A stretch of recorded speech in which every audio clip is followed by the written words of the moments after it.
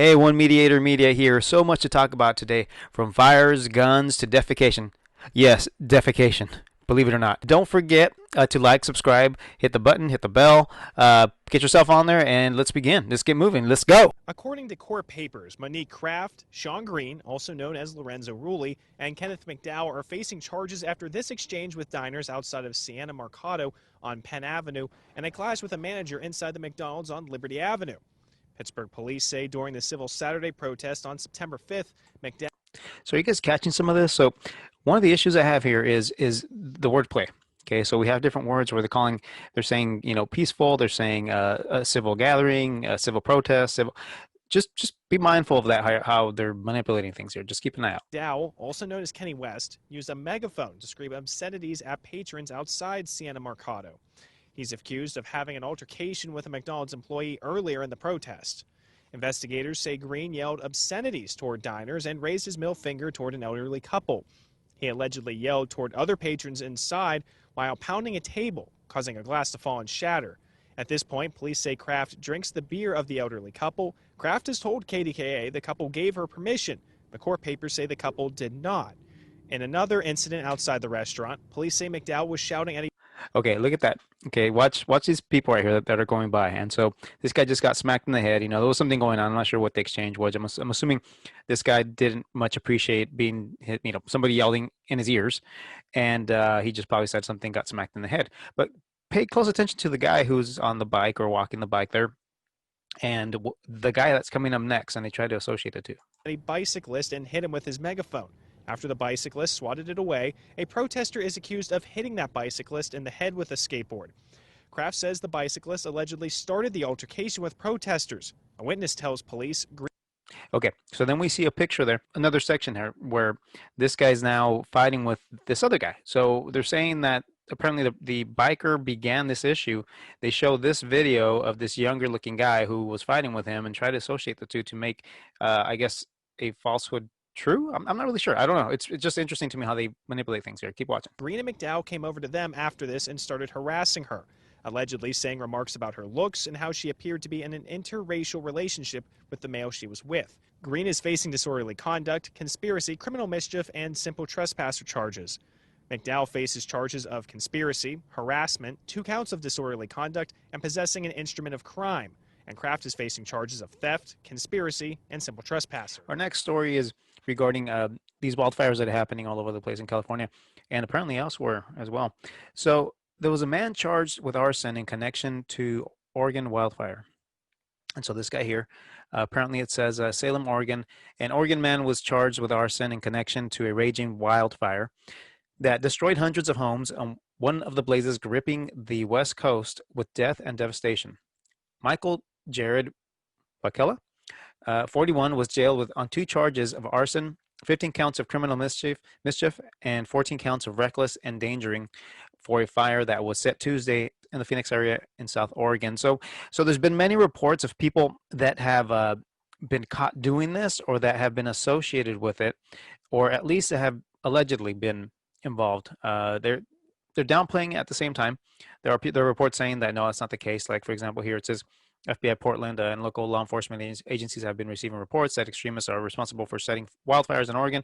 With our state and local partners, the FBI has investigated several such reports and found them to be untrue. So FBI is saying no, but there are several reports. Let's go ahead and find one here. One that actually shows a little bit of evidence. I mean, it's not, we can't say for sure because he hasn't been tried or anything, but hey, it says Oregon wildfires, woman seen holding suspected arsonist at gunpoint.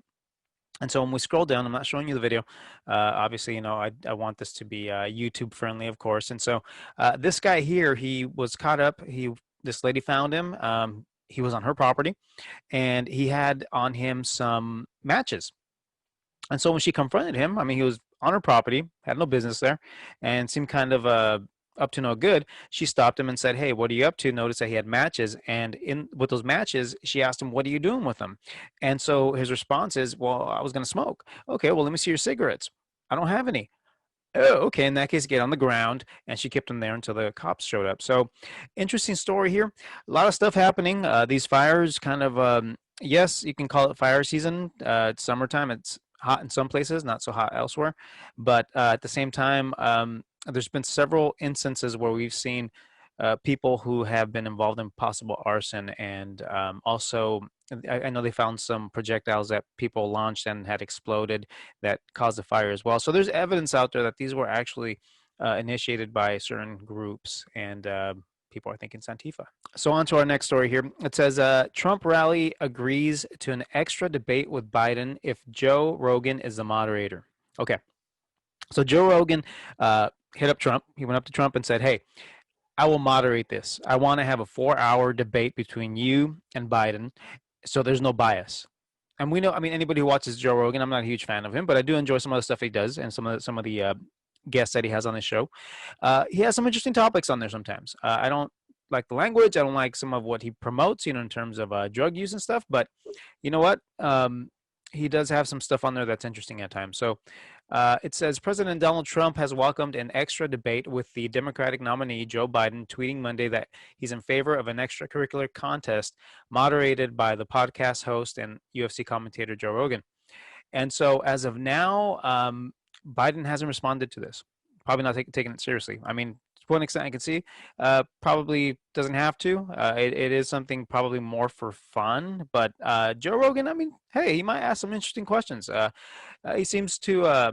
He's not quite 100%. You can say right in terms of left or right, but definitely probably falls more on the conservative in terms of some aspects, and other aspects not so much, like I mentioned, the drugs and stuff. So he may be an interesting moderator. I don't know. Keep an eye out for that. So this is a top story here. I mean, what the heck is going on? Okay.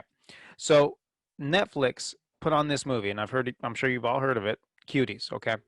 And there was an issue with Cuties before it even came out. So the issue was that Cuties, it portrays little girls in a very sexual manner.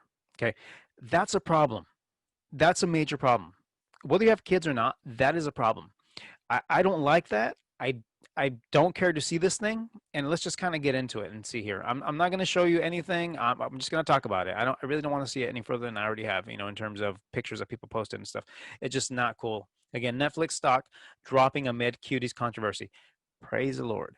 I'm glad that they're feeling that. So it says Netflix shares dropped 1%, 1.3% Monday following the streaming platform's controversial release of the film Cuties. And so, to give you a little background, they had just announced it. It's a French film, and so they had announced it. They had put up posters. These posters had little girls on them in a very seductive, posing in very seductive manner, and they immediately there was backlash. It's like, what are you doing? Why are we doing this with little girls? That's ridiculous.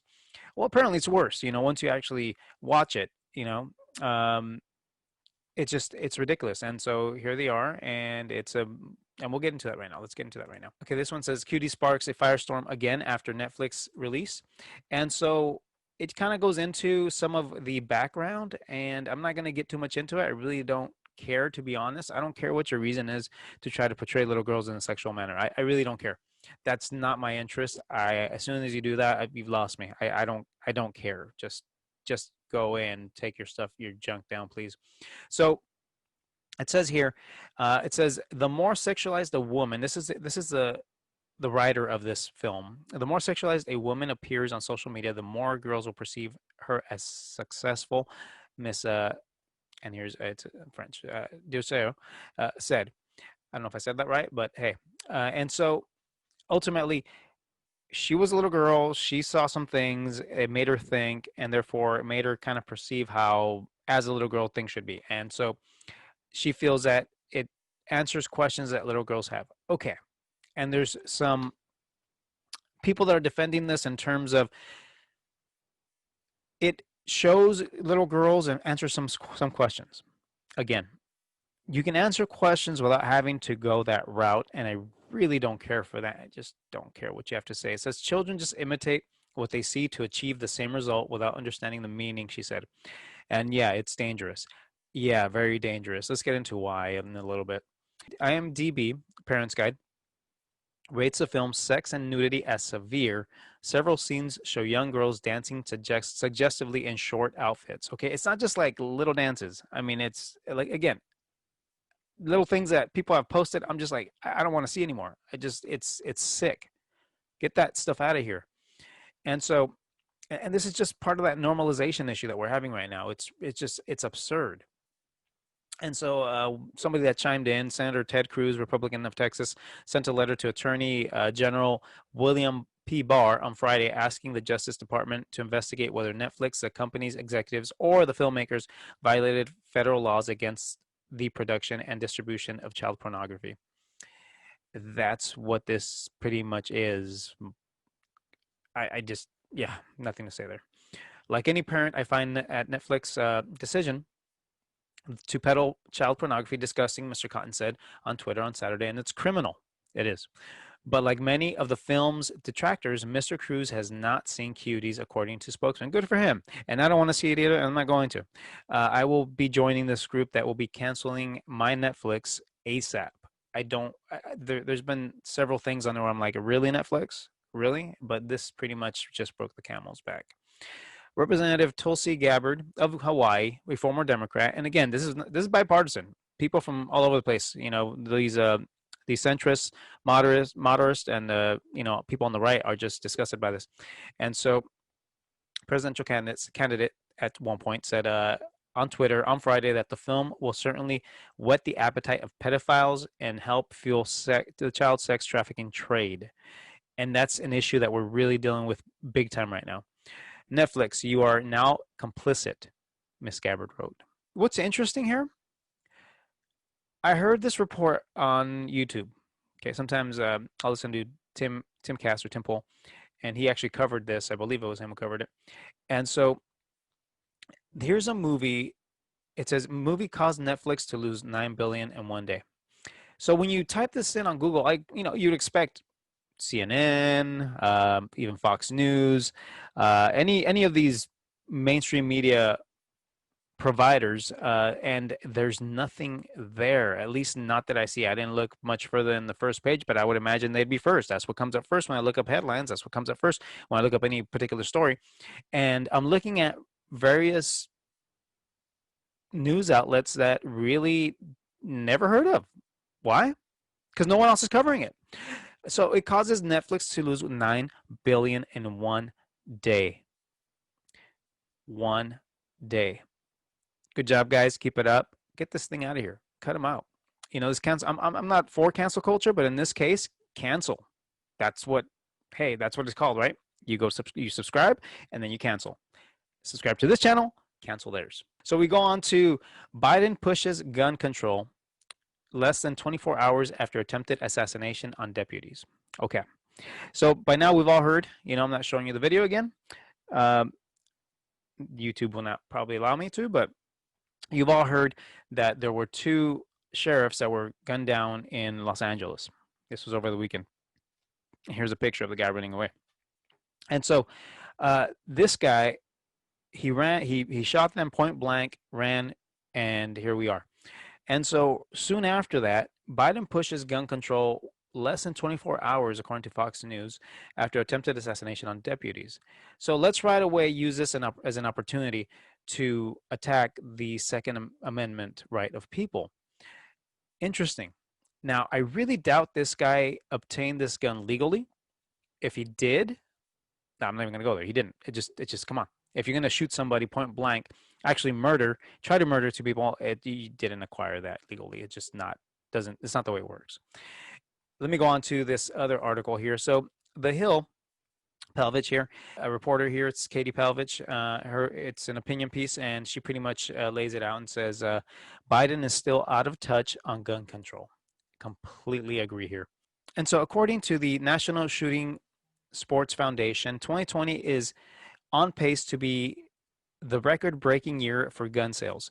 Coronavirus combined with civil unrest in large and small cities across the country has fueled sales to new buyers. In fact, according to the data, nearly half of gun purchases were made by first-time buyers this year. In addition, the number of new buyers is record-breaking, with 5 million Americans choosing to exercise their Second Amendment rights. Now, 5 million, if I remember correctly, these 5 million are not just 5 million people that went out to buy them. These are 5 million people who bought for the first time. And so we have our people that promote Second Amendment rights, people that defend it, me being one of them, And then we have people who were against it or perhaps just neutral have now gone out and purchased guns. Well, why? What's the reason? Well, look at your streets. Turn on the news. What do you see? We see that the police are being defunded. We see, or at least they're trying to, and some of them actually are. We see chaos in Seattle, Portland, Kenosha, Atlanta, you name it. I mean, it's just everywhere. LA, we just had more riots. Over in Pennsylvania, I believe they had another riot because of and we'll cover that story in a little bit, but the guy who chased the cop with a knife and was shot. What is this? Biden, get with it. You're not in touch, truly.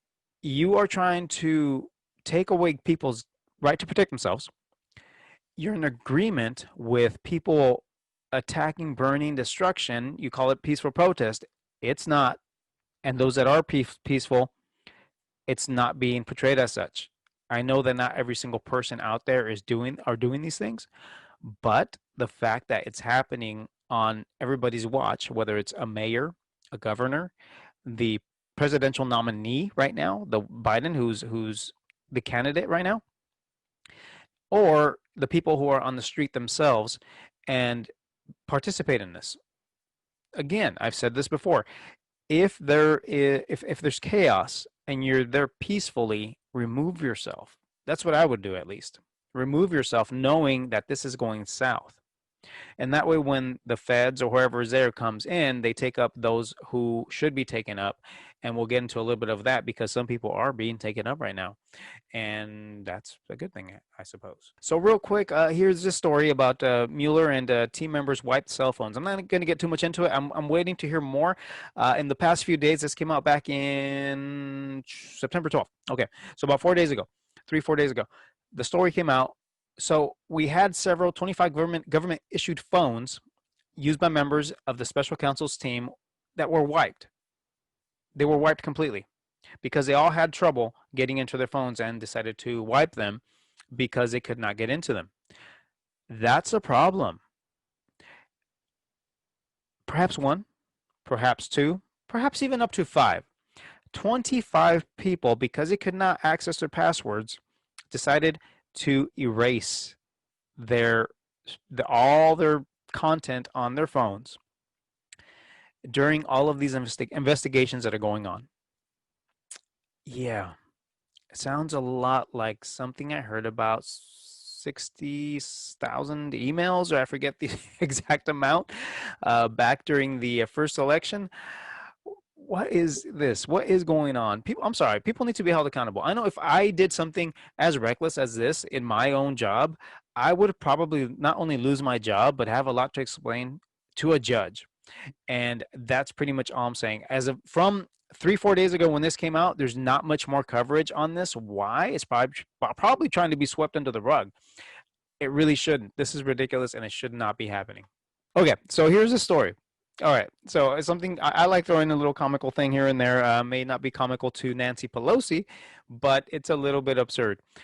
Okay, so there's a YouTuber and he explains why he live streamed himself pooping, defecating, splish splash. Ugh. Anyway, he here's a picture of it. I'm not going to show you the video again. I don't show things like that, but here he is, happy and joyful because he's about to do something that most of us wouldn't.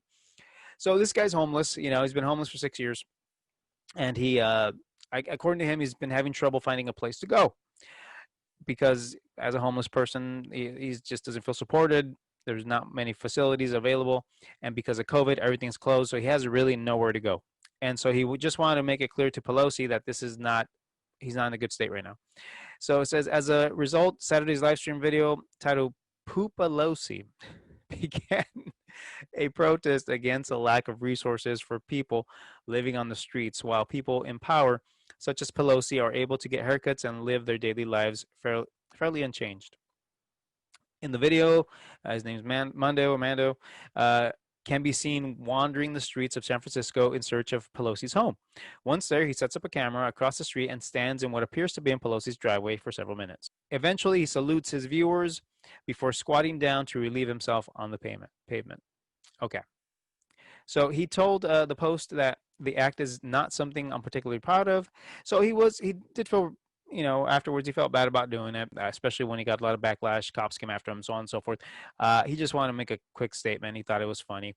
He threw Trump's name in there. So he doesn't really support Trump, but he threw his name in there just for the heck of it because he knows Pelosi can't stand him. So he just says, finishing here, we need more access to bathrooms. We need more access to resources out here. Understandable. I can see that. So back to that story. The story about the person who came out running after the policeman. Okay, so the cops were called. There was something going on in the home. I believe it was the guy's mother that called, and so he was kind of attacking her. Domestic issue going on. Cop comes in, and mom comes out, and then the guy comes out flinging a knife, coming after the cop, just chasing him. Cop freaks out, starts running away. It's all on body cam, and turns around, and the guy's coming at him with a knife, shoots him, takes him out. As a cop, what would you do? I'm curious. I would probably have done the same. Probably, well, I can't say sooner. No, I mean, as you want to make sure that that there is a true threat. I mean, you have to make sure of that. This guy was a true threat. So if you watch the video, I'm not showing it to you, but if you watch the video, this guy was coming at him and he meant business. Now, apparently, there's some mental health issues going on with this guy, maybe schizophrenia and stuff like that. So it's unfortunate, very unfortunate. But just like if anybody comes at you with a knife, a weapon of any sort, even a dog, if he comes at you attacking you, you're gonna defend yourself. It's just common sense. The sad part is that they ended up having a riot shortly after. Before we found out what happened, before anything else, the news got out there and pretty much just said, hey, this guy was shot by a cop. End of story. But then we see what happened. We see the video. We see everything, and it's unfortunate. That being said, they picked up a few people, and these guys here, they got picked up and pretty much thrown in jail and hit with $1 million bail. It says whopping $1 million bail after the riots. So interesting, right? And so there's some backlash there. Some are complaining, saying that this is vindictive, and they're actually getting a group of lawyers to fight this. And we'll see where this goes. I'm interested in seeing that. We've seen in other places like Portland, people get picked up, back on the street the next day, multiple times, second, third, fourth, fifth offense, back out there again. And instead of discouraging the rioting, not the peaceful protesting, the rioting. So we'll see. Let's follow this and see where it goes. Hopefully, it doesn't get, again, swept under the rug, and that we do find out what's happening here. So this story is on Joe Biden. Joe Biden's boots send a message to voters. And when I read this, I said, okay, what message could that be? At first, I couldn't make this out. I'm like, what is that? Oh, so it says vote. Okay. And this is right after they voted. She was wearing these, and I thought, okay, all right, she wants to, make a statement. So be it. So I read the story a little bit. It says Joe Biden wears boots, bearing the word vote, as she and her husband, Democratic presidential nominee Joe Biden, depart after voting early in Delaware's state primary election on September 14th, 2020. And here they are coming down. Everything good, no problem. But then I read this. The boots are still available for purchase if you'd like to go buy them. For now, for a limited edition run of just 100 pairs. So you can buy one of 100 pairs, they're probably all sold by now, I'm assuming, at $695. They're not exactly the most cost-effective way to voice your stance, but 100% of the net profits go to the nonprofit I Am a Voter. Okay. So it goes to a nonprofit. Okay, so be it. But you're flaunting $700 boots. This kind of reminds me, and this story always pops in my head, Nancy eating very good, expensive ice cream out of her $24,000 fridge. During COVID, when we have so many unemployed, we have people who are really in fear of losing their home and place where they live, and you're going to flaunt $695, just call it $700 boots just because you want to make a statement. I'm leaving it at that. So here's the latest on Pelosi, the House, and that they will stay in session until an agreement is reached on coronavirus relief. Okay. Well, it sounds good, right? That they're gonna stick to the guns, and until something is reached, something that's favorable to the Democrats. And so let's just see. We'll just hear it in her own words real quick, and it's a really brief thing. I'm not going to show you the whole thing. Speaker Nancy Pelosi on Tuesday announced that the House will remain in session until the parties have an agreement on another round of emergency coronavirus relief. In a conference call with the House Democratic Caucus, the first since the chamber returned from a long summer recess, Pelosi indicated she isn't willing to accept a skinny legislative package and told her troops the chamber's calendar will be extended until an agreement is sealed, according to sources on the call. So I thought I was going to show you the actual what she said there, but either way, it did recap it. And so ultimately, that's what she's saying. They want a lot more money. It was 3 times as much, if I remember correctly, what was recommended by the Republicans. And they want a heck of a lot more money. So they're calling it a skinny bill as far as what's being proposed. They want a lot more. And we talked about this before, but it's basically to cover things like, states that have allowed destruction, and pretty much they want a bailout here. So I don't know that I quite agree with that. And the issue that I have is, okay, if you're so concerned about the people, then why are you not sending this out? Why are you holding it up if the skinny bill has something for the people? That's for the stimulus, as I believe initially it was, at least, and then ended up being not so much. And so we'll see. It's going back and forth.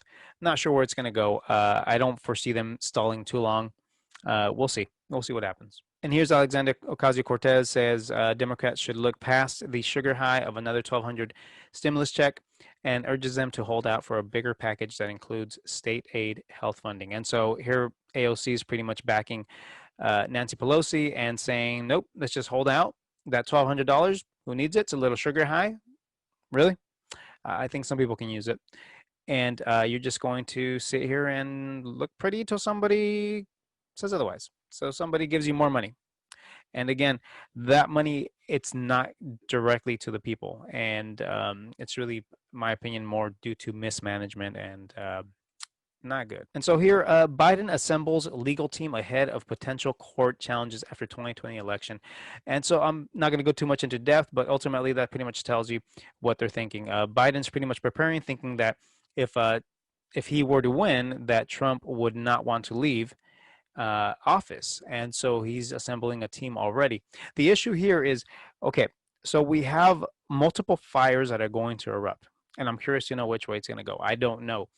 If Trump wins, we're going to have the Biden team arguing against it. Here he's assembling a team.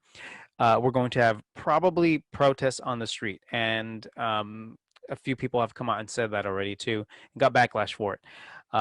But based on what we're seeing right now, based on what people are saying, based on what these people themselves are saying, that's probably going to happen.